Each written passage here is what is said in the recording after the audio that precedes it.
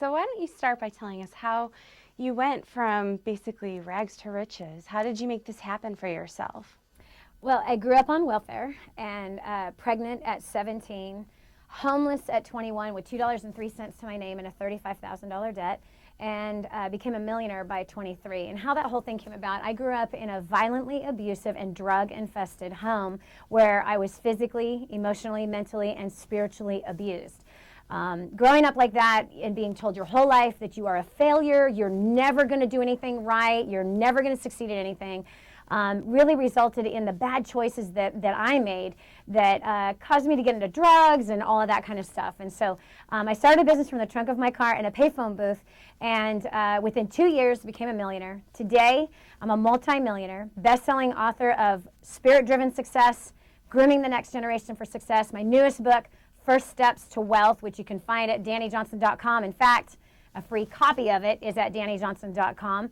And I have a personal passion for helping people make more money, annihilate their debt, and have their life be a benefit to other people's lives.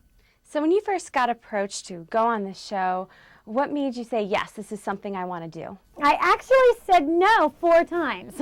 I said no 4 times because this was not for us. My husband and I have built multi-million-dollar companies, and we've given millions and millions of dollars away in secret. So this was not at all appealing to us. We don't need a camera following us around showing what we do because we believe in giving in secret. However, 2 things inspired me. 1, it was an opportunity on a national scale to do what we're already doing, and that is mobilizing people to make a difference in their communities. 2, there's a lot of people suffering right now.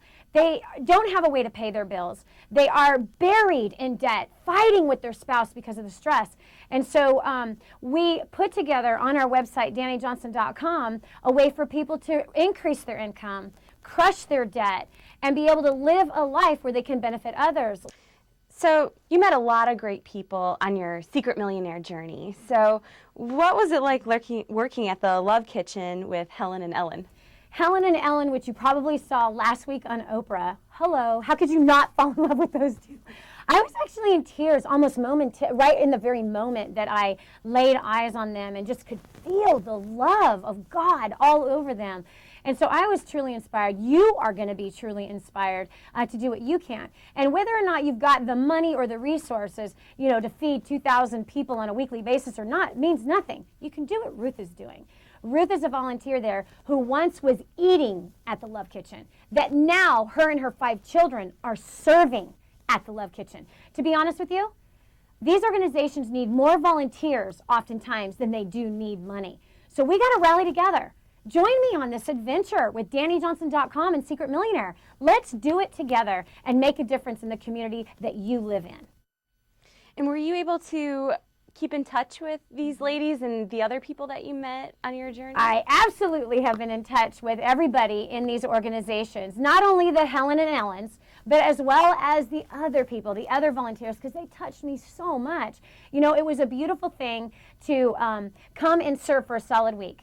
The truth is that my husband and I have washed the feet of the homeless way before Secret Millionaire ever even was an idea.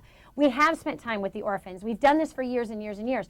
But to spend a solid week with people I had not yet met, who I knew had the same level of commitment and passion and drive to help those that were in need, was truly an honor and a privilege. And you can go in your own community right now, today, and go help those that are in need.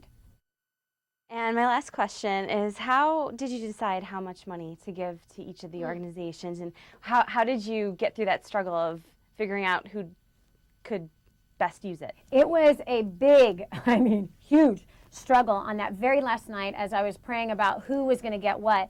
The Love Kitchen, the day I went to serve, had received a large sum of money because that normally would have been the organization that probably would have gotten the biggest amount of money from me. But because that day the community had done a fundraiser and they had gotten a huge sum of money, that was the reason why they had not gotten the most from me, because somebody had just filled that financial need.